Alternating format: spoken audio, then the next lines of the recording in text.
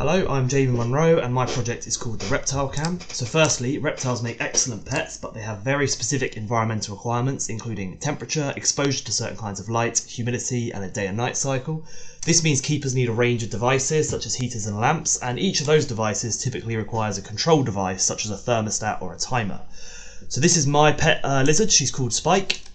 And Spike is a bearded dragon who's native to the deserts of Australia, and this means she needs hot and dry conditions. So she has 3 devices within her enclosure to maintain these conditions. The first is a basking lamp providing a sunbathing spot. This is connected to a dimming thermostat, which is a type of thermostat that reduces the intensity of the output if the temperature is too high. It's also connected to a timer to provide a day and night cycle.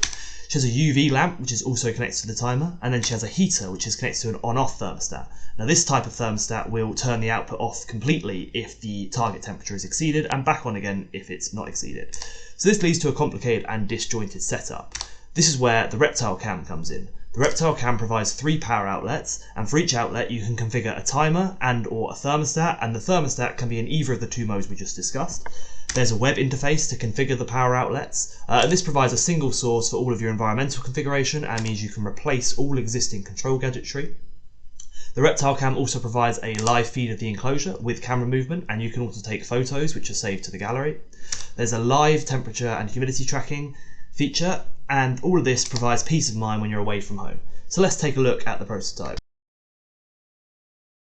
So first I'm going to show you the Reptilecam in action inside Spike's tank. So on the right you can see Spike's tank with the Reptilecam set up, and on the left you can see the Reptilecam home screen. So straight off the bat you can see we have a video feed in the middle of the screen and live temperature and humidity tracking in the bottom left hand corner of the screen. We can use these 3 buttons to operate the camera. So the right button moves the camera rightwards, the left button moves the camera leftwards. So you can see in the video feed that the camera is moving and so is our viewpoint. We can use the buttons to find Spike. There she is. And once we've found her, we can take a snapshot with the snapshot button.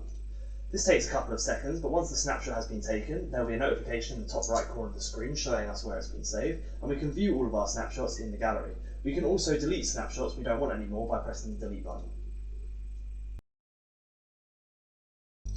We've moved the Reptilecam out of Spike's enclosure to avoid disturbing her.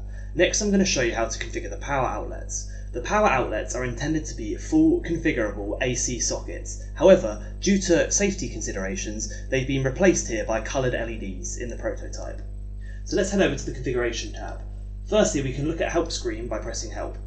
We can individually turn each power outlet on or off using the master switch, and you can see that as I turn these on, the coloured LEDs also come on.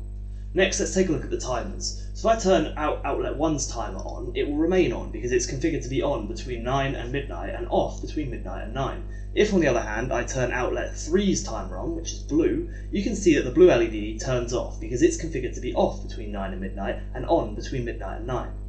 Let's take a look at the thermostats now. So outlet 2, which is green, has a dimming thermostat configured with a target temperature of 21 degrees. You can see it remains on because the current temperature is 20 degrees and the target temperature is above the current temperature.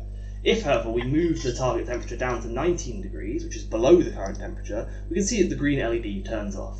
Okay, finally, let's take a look at the dimming thermostat. So, if we turn the dimming thermostat on outlet 1, which is red, the target temperature is 23 degrees, which is above the current temperature, so it's on with quite high brightness. If, however, we start bringing down the target temperature, so it gets closer to the current temperature, we can see that the LED begins to dim. If we bring it a full 5 degrees lower than the current temperature, the LED will turn off altogether.